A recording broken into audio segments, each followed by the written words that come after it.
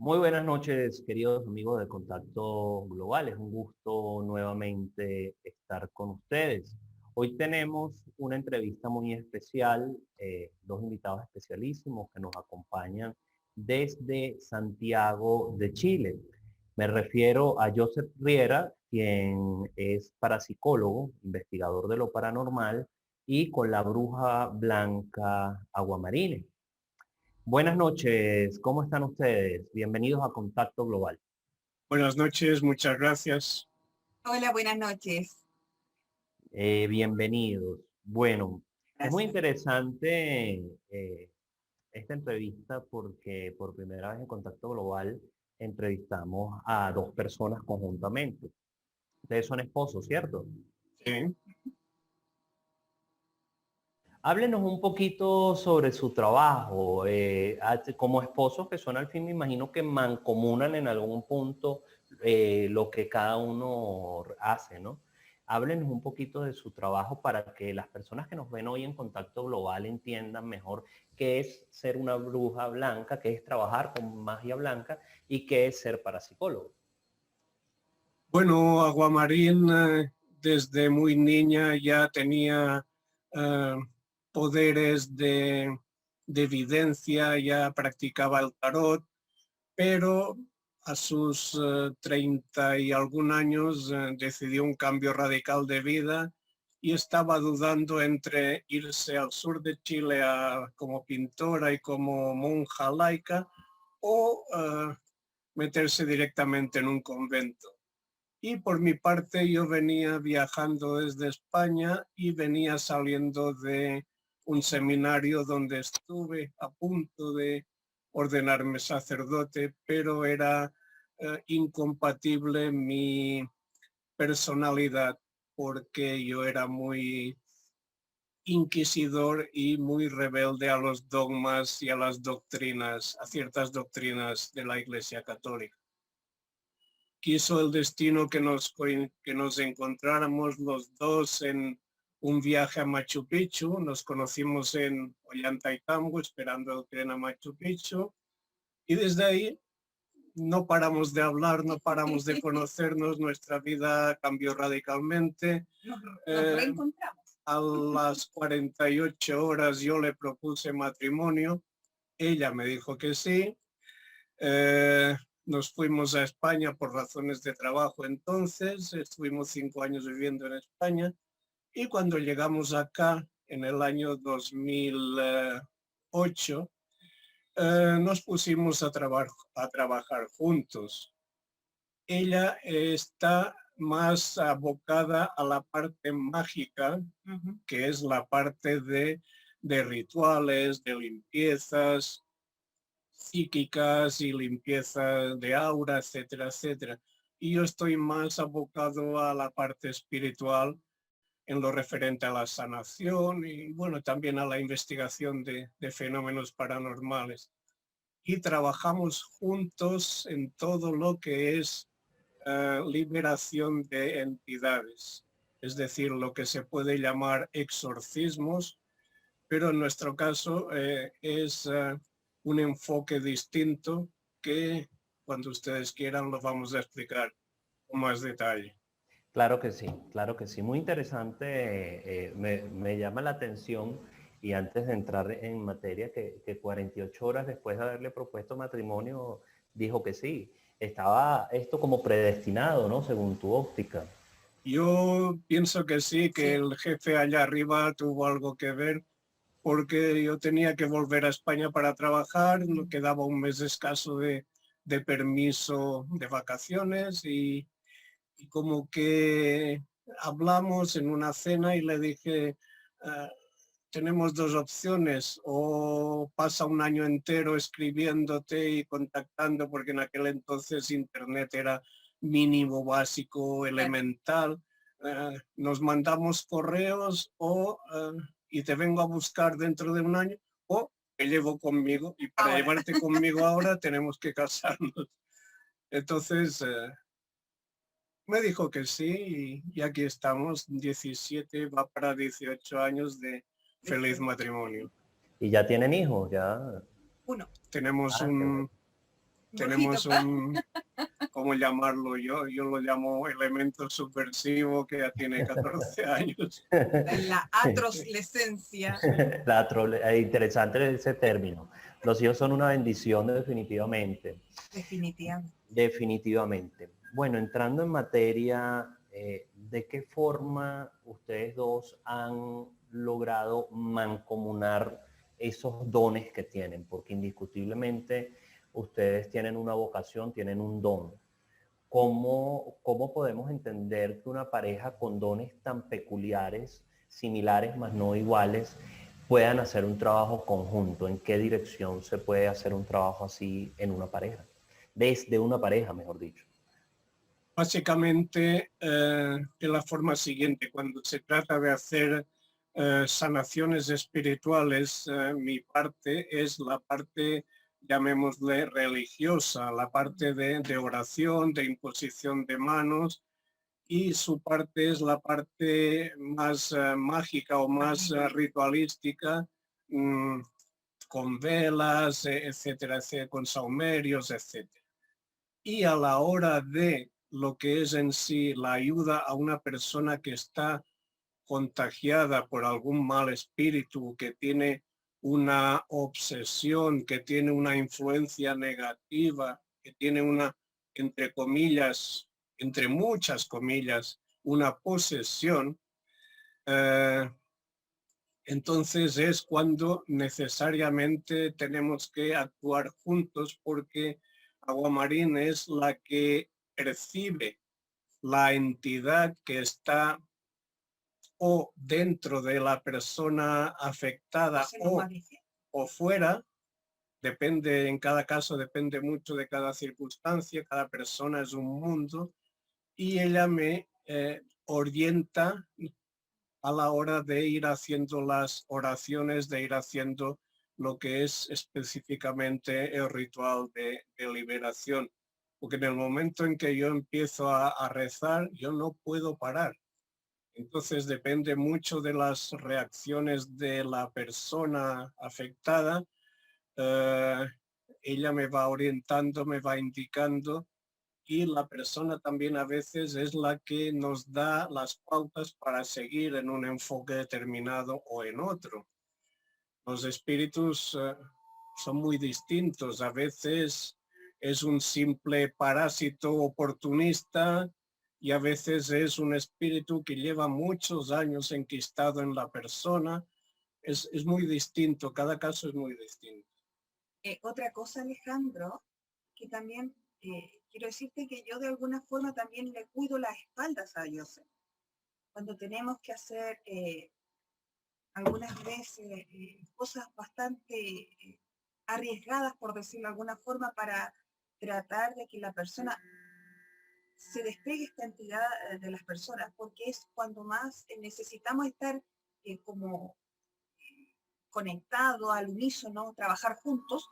Yo tengo que cuidarle la espalda a Joseph, porque Joseph, en el estado que entra cuando comienza a orar, se concentra mucho, y ese nivel de concentración no le permite estar atento a peligros inminentes. Entonces yo tengo que resguardar toda esa, digamos, por ejemplo, a través de círculos de protección, a través también, si viene la persona con familiares, decirle, por favor, tú sujeta las manos, o, porque hay personas que resultan que tienen una reacción sumamente agresiva.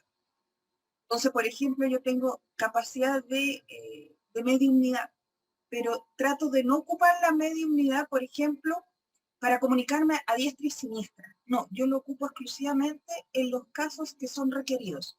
El espíritu me quiere hablar cuando la persona está presente a nosotros como paciente poseso. Ahí, si quiere hablar, hablamos. Si no, no me enfrento a una situación, porque es muy fácil que a mí me tomen los espíritus. Es súper fácil. Por eso yo tengo que tomar muchos resguardos.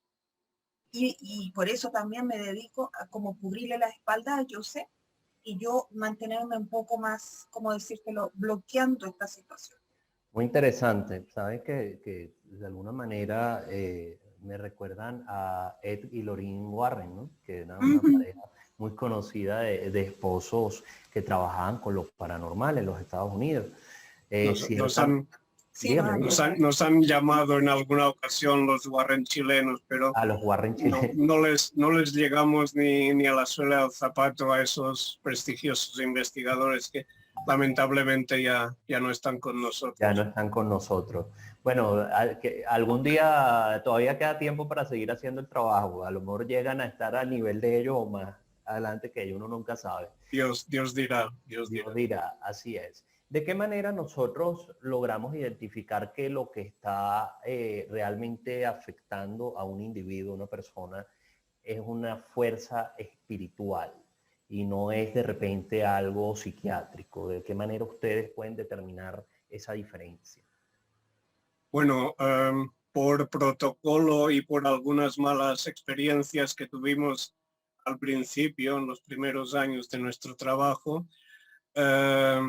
exigimos que los familiares o el propio afectado, antes de recibirle en nuestro consultorio para hacerle la imposición de manos, el ritual de liberación, nos presente certificados médicos, certificados psicológicos, certificados psiquiátricos de que no padece ninguna enfermedad,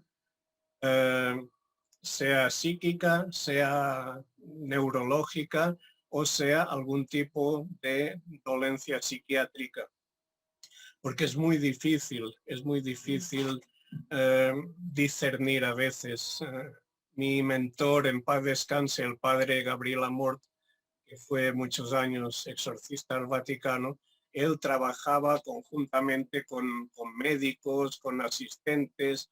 Nosotros no podemos permitírnoslo, pero sí tomamos nuestras precauciones elementales. Ahora bien, se han dado casos en los cuales el afectado miente. Entonces, a veces puede pasar 1 hora, 2 horas de ritual y la persona se va o ya está despidiéndose sin dar ninguna señal evidente de posesión. Entonces pensamos que puede haber sido solamente una obsesión o que puede haber sido algo simple. Y en el momento de hacerle la unción con aceite consagrado y la oración de sellado, esa persona reacciona violentamente, salta, se levanta y dice, no me van a sacar. Entonces el espíritu se manifiesta cuando ha estado 2 horas calladito, como un muerto prácticamente sin decir nada. Y entonces ahí, bueno, siéntate otra vez, ahí volvemos a empezar ya con otro enfoque distinto porque ya sabemos qué tipo de entidad es. En todo caso, Alejandro, disculpa que te interrumpa. Tranquila. En todo caso, en muchos casos en que las personas sí presentan problemas de tipo psiquiátrico e insisten porque te dicen, no, he ido como el quinto psiquiatra, pero me dice otro diagnóstico y en fin, desmereciendo un poco el diagnóstico del médico, porque muchas personas mienten mucho. Hay una extraña sensación que cuando lo observo es como que tuviera un bloque sobre mí, o sea, delante mío, es como que bloqueara todo, es como si tuviera una pared, que no puedo ver más allá de la persona, solamente veo a la persona físicamente, pero es como que no pudiera verle su aura, no pudiera ver nada, es como que está bloqueado. Y yo me quedo así y le digo a Joseph, yo le hago una seña y mi marido ya me comprende, porque él también lo percibe con las manos cuando está haciendo la imposición. Y te quiero preguntar algo, y perdón que te interrumpa, Joseph. Algo que va en ese sentido, Aguamarine. Tú nos decías que tú logras ver el aura. ¿Qué es el aura concretamente? Primero, ¿qué es? ¿Y qué es lo que tú logras ver? O sea, ¿cómo podríamos describir esto? ¿Una energía, una sombra? ¿Qué es lo que tú ves? El aura es la forma que el cuerpo humano muestra cómo está desde la forma no física. Me explico. El aura puede detectarse, es como una otra piel que uno tuviera rodeando, pero es como, es una luz, por decírtelo de alguna forma, en que tiene una textura. Las personas que pueden visualizar el aura ven a las personas que les rodea una especie, como dice la palabra aura, Halo. un halo, Sí. me comprendes, de luz, en que muchas son de colores, con texturas distintas. Hay personas que se les visualizan rayos dorados, hermosos, otros que se les visualiza unas nubes grises cuando las personas tienen mucha depresión. Eso se visualiza, y cuando estás frente a una persona poseída, eso se ve inmediatamente, porque se ve como humo de cigarro que le sube por el cuerpo. O ponte tú todo un bloqueo acá oscuro, negro. Hay veces que también se visualizan personas que les rodean. Digo, alguien que le doy características y me quedan mirando y me dicen, ya, esta persona me está hablando, le digo, yo tiene tal a tal edad, o tantos años, porque son cosas que te van como diciendo, y me dice, es mi papá, murió hace 9 años, me dice, o cuando yo tenía 9 años. Y le digo, ¿por qué me habla del 9, el 9? Me dice, ah, sí, es que yo tenía 9 años cuando murió, o hace 9 años que falleció. ¿Te fijas? Entonces, también se visualiza dentro del aura entidades de otras personas ya fallecidas. Pero el aura suele ser eso, así como el cuerpo te evidencia, por ejemplo, está pálido y hay una anemia presente, te ve en la conjuntiva del ojo. O si se te ve la iris del ojo amarilla, puede haber una ictericia, tal vez un problema al hígado. El aura también te dice enfermedades que la persona puede presentar, pero no solamente a nivel físico, también emocional y espiritual. Cuando una persona está rodeada o tiene estas energías negativas encima, ¿de qué manera se manifiesta esto en su plano físico? Se asocia, por ejemplo, las vicisitudes del plano material, bueno, la persona, eso que llaman mala suerte, ¿no? Por decirlo coloquialmente, puede ser algo generado precisamente por una entidad energética maligna. Bueno, se dan diferentes casos. Como dije antes, cada persona es un mundo y cada caso es distinto. Pero en muchísimas ocasiones la persona es la última en darse cuenta de que algo no está bien. Se dan cuenta sus familiares, su pareja, sus compañeros de trabajo, dicen cómo has cambiado, qué te ha pasado últimamente, que te ves o te has vuelto más vicioso para el trago, para el tabaco, para el sexo, o has cambiado de carácter, te has vuelto más violento, te has vuelto más raro, está raro. Muchas personas nos dicen, mi esposo o mi esposa está rara, se comporta raro, se comporta de manera anormal. Y entonces vamos a hacer una serie de pruebas previas para ver exactamente cuáles son esas rarezas o cuáles son esas... hay una consulta previa siempre antes de hacer el ritual propiamente dicho. Y ahí muchas veces nos toca discernir, bueno, esta persona sí necesita una liberación, necesita una sanación, o por el contrario, no, es que primero necesitamos obligatoriamente el certificado médico para descartar cualquier tipo de dolencia. Y la persona a veces nos dice, no, si yo estoy muy bien, yo me siento bien, no me siento nada raro. Y no le encuentra explicación a esos cambios de actitud, de comportamiento. Y ahí a veces es muy difícil. Hay muchas personas, gracias a Dios, que se liberan con una sesión o con dos. Pero hay casos, llevamos casos en los que llevamos varios años viendo a la persona cada 5 meses, 6 meses. Bueno, ahora mucho menos, lamentablemente, debido a la situación en la que estamos.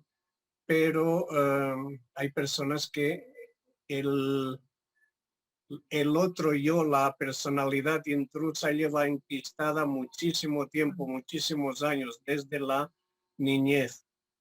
Y aquí quiero hacer un inciso, es muy importante destacar y señalar que muchos de los casos de parasitación espiritual se deben a traumas de infancia, a abusos, violaciones o situaciones muy traumáticas que el niño o la niña han vivido en su primera etapa en su niñez o en sus primeros años de adolescencia.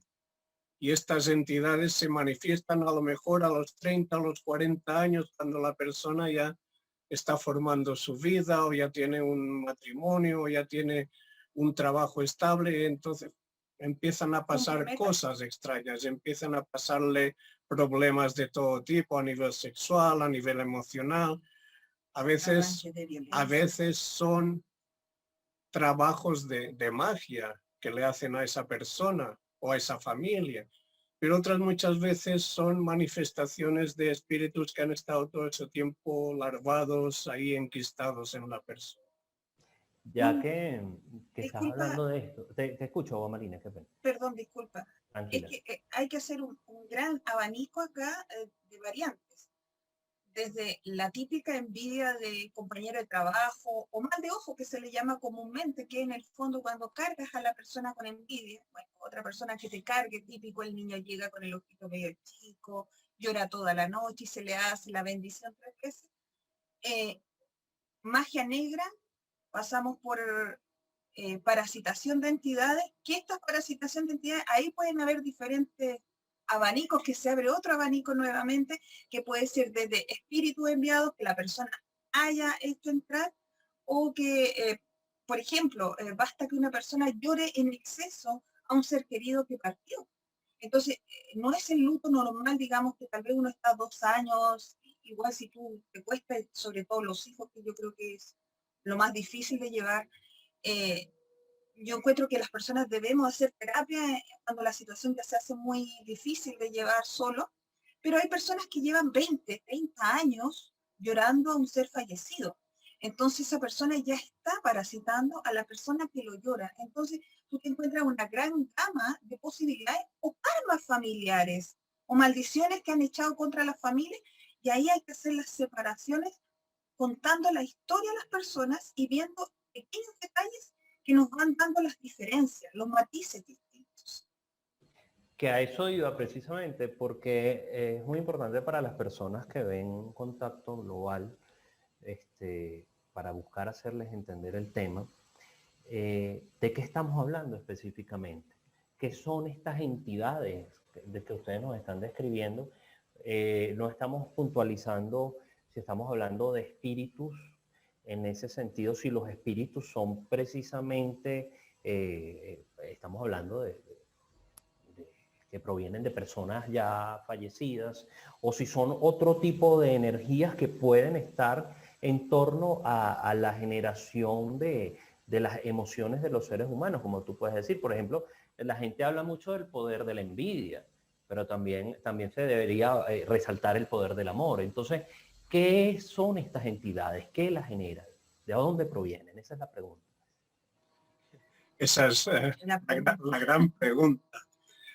Hay por encima de nosotros, en nuestro mundo físico, de 3 dimensiones y una cuarta que es el tiempo, hay otro mundo. Hay muchos mundos, muchos niveles y muchos planos de existencia. El más inmediato a nosotros es lo que llamamos el astral. Y en el astral la parte más baja es el denominado bajo astral.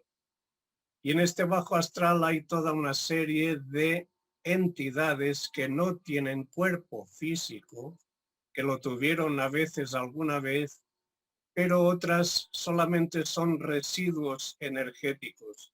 Esto lo explican muy bien los espiritistas y también los teósofos, como Charles Powell y otros que han investigado y que han hablado mucho del mundo astral. Annie Besant, Charles Powell, se han dedicado a estudiar este lugar, perdón, este lugar tan extraño para nosotros. Disculpa, un poco de asma. Entonces, en este plano inmaterial, pero tan cercano al nuestro, muchas veces está habitado por una serie infinita de diferentes niveles de entidades, desde lo que llaman cascarones, desde lo que llaman larvas, parásitos, etcétera, etcétera, que son prácticamente restos energéticos de personas que un día estuvieron vivas, pero que quedan flotando por ahí y que son oportunistas. Entonces, si ven que una persona, por ejemplo, está debilitada sin un escudo espiritual de protección, si ven que una persona es propensa a los vicios como el alcohol, el tabaco, la droga, el sexo, etcétera, dependiendo también del nivel del parásito, entonces buscan la forma de introducirse en ese cuerpo como refugio, como lugar para seguir disfrutando de lo que un día tuvieron. Son vampiros energéticos, para entenderlo de alguna forma. Te roban la energía. Y cuanto más deprimido estés, cuanto más problemas tengas emocionales, familiares, sentimentales, etcétera, más se ceban en que continúes teniendo esos problemas, porque así ellos continúan teniendo un simulacro de vida. Y de hecho, también tú cuando hablas de la energía del amor, en eso tienes mucha razón. Lo que pasa es que nosotros vemos más reflejado el hecho de que las personas sufren mucho mal de ojo porque las personas son envidiosas por esencia. Todos somos envidiosos en alguna u otra medida. Pero la idea es cuál, hasta dónde podemos recibir y recepcionar esa envidia y poderle hacer los bloques. Por eso es bueno a veces hacerse limpieza energética, qué sé yo. Pero también el amor es súper importante. Por ejemplo, mucha gente le llama la atención, me dicen, ay, pero si esa persona te hizo daño, hazle daño. Y yo, no, con el conocimiento que yo tengo no puedo hacer el daño, porque basta que yo sea indiferente a esa persona y pierde mi bendición. Y cuando yo dejo de bendecir a esa persona, le pasan cosas malas. Y es porque yo, cuando yo bendigo, por ejemplo, todos los días bendigo a nuestro hijo, siempre le ocurren cosas buenas, qué sé yo, eventos que pueden ser muy dificultosos en el momento, hasta riesgos de muerte, y de la nada aparece como un ángel que lo protege, y eso de alguna forma lo ha protegido mucho. Entonces, en ese sentido, las personas tienen que entender que nosotros también generamos una energía distinta. Y ya cuando se ocupa la magia para hacer daño, por ejemplo, amarres que se llaman, que esto es de dominio en el fondo, se suele utilizar entidades. Y para ello va a depender de la bruja o el brujo que lo haga, o el mago. En este caso va a utilizar o personas fallecidas, que típico que vemos diferentes tipos de magia en los cementerios. De hecho, uno va a un cementerio y vas a darte cuenta que hay tumbas que están profanadas precisamente porque han hecho ahí algunos rituales, o ya de frente enfrentan con demonios, ya entidades de un nivel muchísimo más alto, que eso ya serían magos negros. Y ahí vemos que es otra la energía que comienza a manifestarse en las personas. Pero tenemos que entender que el ser humano, cuando ya deja este caparazón, este cuerpo físico, cuando dejamos ya el cuerpo material, está en plenitud el ser humano. Ya es plenitud en el sentido de que esta esencia, este espíritu, es súper poderoso. Por eso es tan atractivo para aquellos que manejan la magia negra. Es un buen vehículo. Muy importante lo que estás diciendo, porque precisamente ahorita que hablaba Joseph también del tema de los vampiros energéticos, yo les pregunto, ¿los vampiros energéticos pueden actuar por medio de otra persona? O sea, de un cuerpo físico cercano a ti. Sí, claro que sí. Ahora también es muy importante destacar y señalar para todas las personas que nos estén viendo y escuchando algo que considero necesario recalcar. Muchas veces se nos ha criticado desde ámbitos de la Iglesia Católica. Nos han dicho, bueno, ¿cómo ustedes se denominan exorcistas? Sí, solamente pueden hacer exorcismos un cura habilitado por un obispo o alguien que esté ya encargado de hacer esto por su obispo, por su dirigente superior. Eso es administrativo, yo sé, porque yo no creo que haya nadie espiritualmente, alguien que tenga que autorizar tu espíritu para funcionar en... Habilitarlo para... Claro, habilitarlo, Nosotros, esa es la palabra, claro.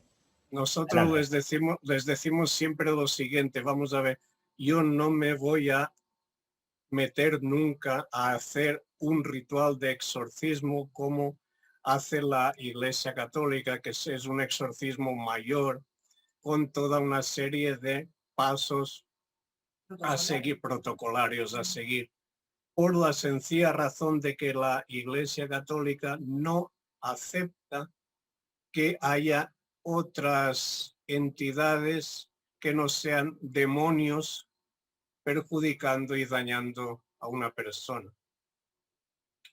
Entonces yo en estos casos siempre digo lo mismo, digo, nosotros llevamos cientos de casos tratados y gracias a Dios un 90 y muchos % resueltos satisfactoriamente. Pero solamente nos hemos encontrado quizás 3, 4 que podamos decir que eran entidades realmente malignas que podríamos calificar de demonios. La gran mayoría, por decirlo así, son entes espirituales, desencarnados, bajos astrales, parásitos, vampiros energéticos, pero no son demonios en el sentido literal de la palabra. Les hago una Entonces, pregunta, yo sé, perdón que interrumpa, le hago la pregunta para los dos.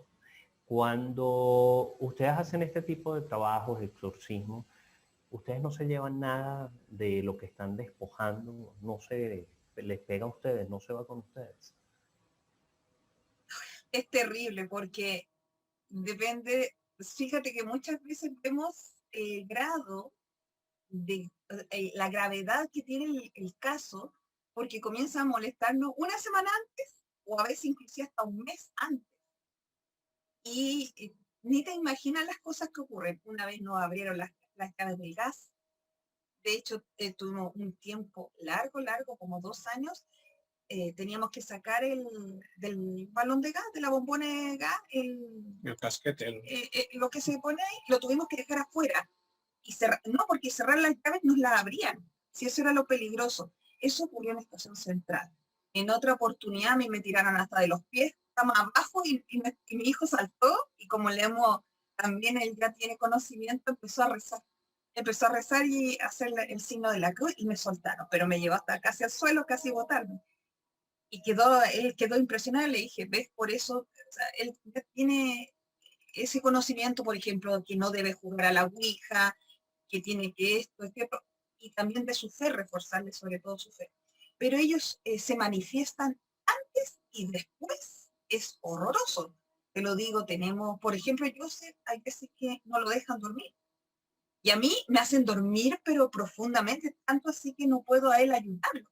Él tiene pesadillas, lo dejan lleno de moretones, y a mí me siento culpable porque yo tengo el sueño súper lleno. Este fue un caso muy reciente que el espíritu me agarró. Y los tiene acá también. Tengo acá, moretones también en los brazos, tardan varios días en desaparecer. Y se quedan las energías negativas. Yo no le pego, yo no le pego. Las energías negativas se quedan en la casa. Tenemos que limpiarnos, descargarnos energéticamente, tenemos que volver a bendecir la casa, etcétera, etcétera. Por eso, Alejandro, nosotros somos bien cuidadosos cuando tratamos este tema, porque mucha gente se emociona y dice, ¡ay, excelente, qué estupendo, qué cool! Yo la verdad es que con Joseph hemos intentado muchísimas veces de dejar este trabajo. Yo te soy súper sincera, porque es de una responsabilidad que tú no te imaginas. A mí, por ejemplo, hice un curso de velas y había una persona infiltrada que estaba tomando el curso y lo estaba multiplicando, pero cobraba más caro. O sea, tomaba todo lo que yo enseñaba y lo traspasaba, digamos. Y a mí se me quemó el computador, me empezó a pasar una tras otra cosa. Yo decía, algo pasa aquí, por algo la energía, porque la magia a mí me protege. La energía algo me está diciendo. Entonces corté el curso. Lo corté.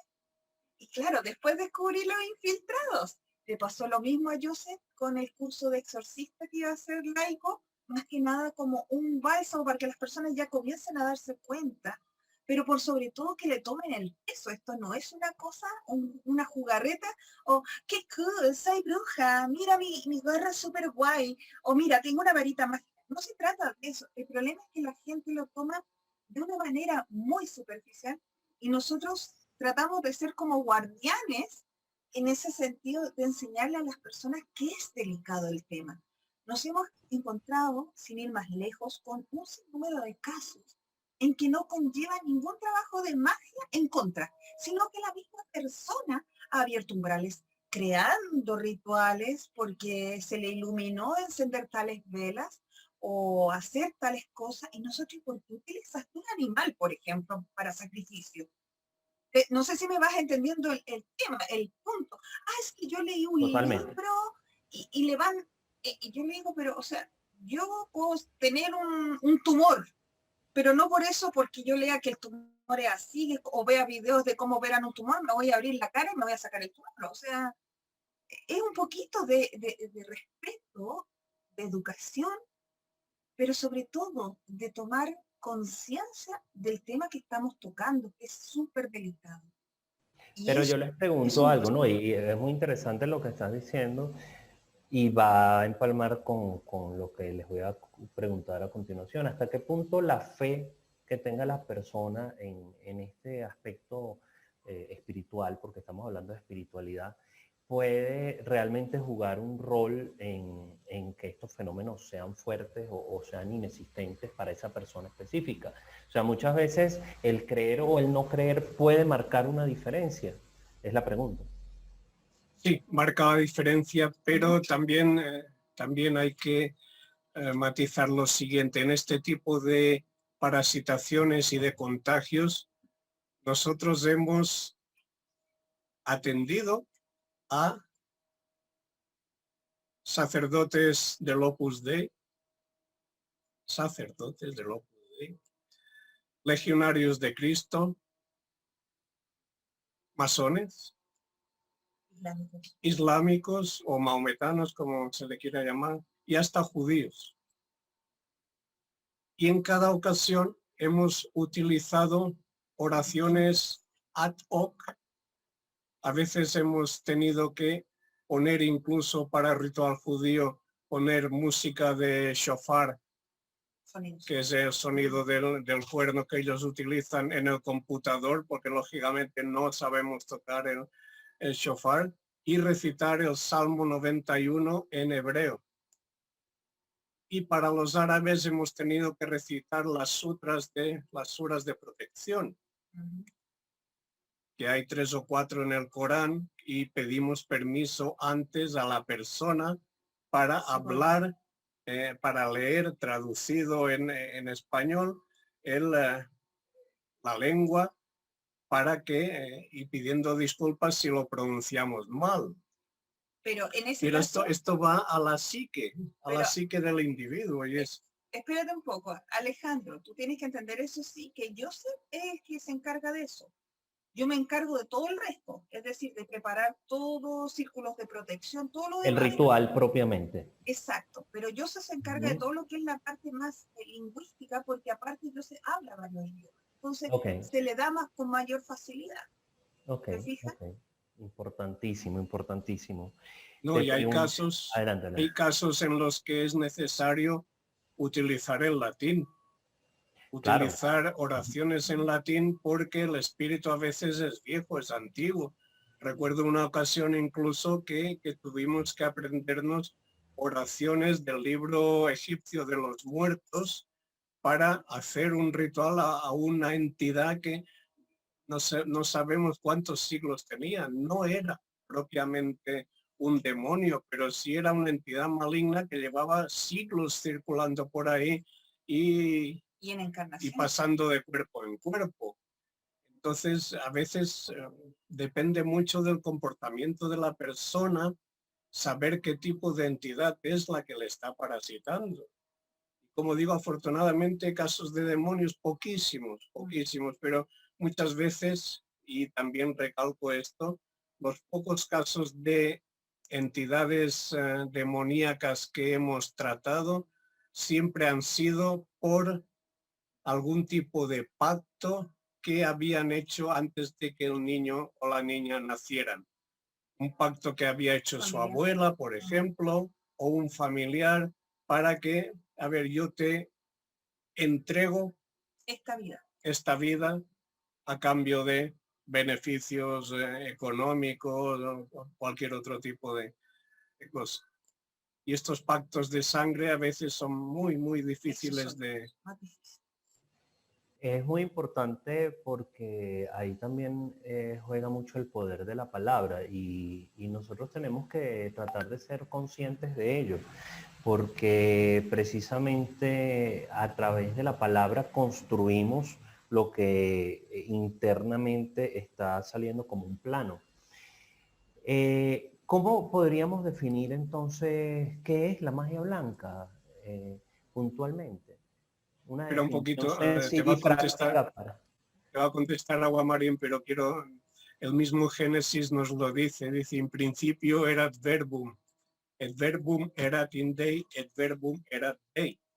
El verbo era Dios, el verbo estaba en Dios y el verbo es la palabra. El poder de la palabra es tremendo. Cuando tú bendices a alguien, le estás dando toda una energía positiva. Y cuando tú maldices a alguien, una maldición bien hecha, con toda la intención, con toda la pronunciación, la típica maldición gitana, que hay un ritual específico para eso, la entonación, la rima, la versificación de la maldición, eso puede hacer muchísimo daño. Entonces la palabra es lo que nos define a Poderosísimo. nosotros, lo que nos define a nosotros como seres Claro, humanos. claro, claro, es poderosísimo. Entonces el efecto es, ahora te contestas. Sí, lo que sucede es que la magia no es que tenga un color específico. La magia es una energía viva en sí, que es para modificar de alguna forma los destinos. Pero hay que tener mucho respeto con la magia, puesto que si tú intervienes con un tercero, aunque sea con una buena intención, y te lo digo desde el corazón, nos falta la mamá que dice, mi hijo no está casado con una buena mujer, y van y le hacen magia. Ella no tiene por qué inmiscuirse en el destino de ese hijo, porque cada persona es un ser humano independiente e individual que va a tener momentos difíciles, momentos fáciles, momentos felices, momentos tristes, porque así va a ser su temperamento y va a encontrar su misión en la vida. Entonces mucha gente mal entiende lo que es la magia. Ahora, yo hablo de magia blanca por el hecho de que yo ella me ayuda a sacar entidades, me ayuda a liberar personas, ya sea de magias, de trabajo de magia negra, de embrujamientos, de amarres, de dominio. También ayuda a darle abundancia a una persona que desea abundancia, que desee, qué sé yo, un trabajo. Le doy ciertas, ¿cómo decirte? Mejorarle su ambiente de alguna forma para que esta persona tenga más oportunidades. Por ejemplo, endulzamiento. Hay personas que tienen una baja autoestima y uno les trata de ayudar tanto en la parte, en el plano psicológico, decirle de amarse a sí mismo, como también de darle oportunidades, que se le presenten más opciones. Pero la magia en el fondo no tiene color. Quien le da la tonalidad, por decir de alguna forma, somos nosotros con la intencionalidad que la hacemos. ¿Entiendes? Si tú trabajas con plantas, podrás decir que haces magia verde. Si trabajas con otro tipo de sustancias, puedes decir que haces otro tipo de magia. La magia negra siempre es para destruir, para hacer daño. Y la magia blanca se supone que es para quitar un poco todo el daño que hacen otras personas más malintencionadas. Indiscutiblemente. El trabajo que hacen ustedes es muy valioso y de verdad el tema es muy interesante. Ya nos acercamos casi al final de esta amena conversación y sé que nos vamos a encontrar más adelante. Mi corazón me lo dice. Seguramente. Veo que tienen ustedes un portal en internet que se llama Templo de Luz Interior. Lo he estado viendo estos días y tienen unos contenidos muy, muy bonitos. Tipo de mensaje final, ¿qué le quisieran decir a las personas que nos están viendo y escuchando en este momento en Contacto Global? Ante todo, que se culturicen, que aprendan a discernir entre el grano de la paja, que no se dejen seducir ni engañar por cantos de sirena, de cursos de fin de semana, de talleres inmediatos, de 3 en 1, de 4 en 1, que no caigan en negatividades como la falsa metafísica, o que no se dejen tentar por abrir contactos o canalizaciones estilo glándula pineal y cosas o canalizar entidades, desarrollar mediumnidad y cosas por el estilo, que son caldo de cultivo para situaciones de entidades negativas. ¿Sí?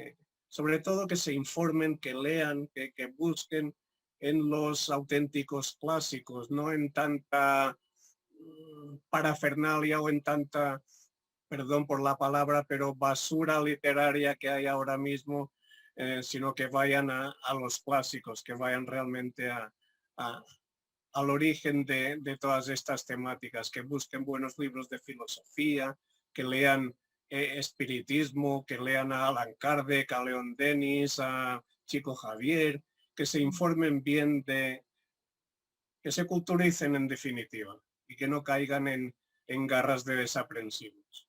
Y otra cosa, Alejandro, tal vez agregarles a las personas, yo por lo menos en lo que yo he visto de rituales en la internet, hay muy pocos que son realmente buenos. O sea, hay muchos como caóticos o que quieren, no sé, tal vez por ego espiritual yo lo veo más, lo veo por una parte vanidosa.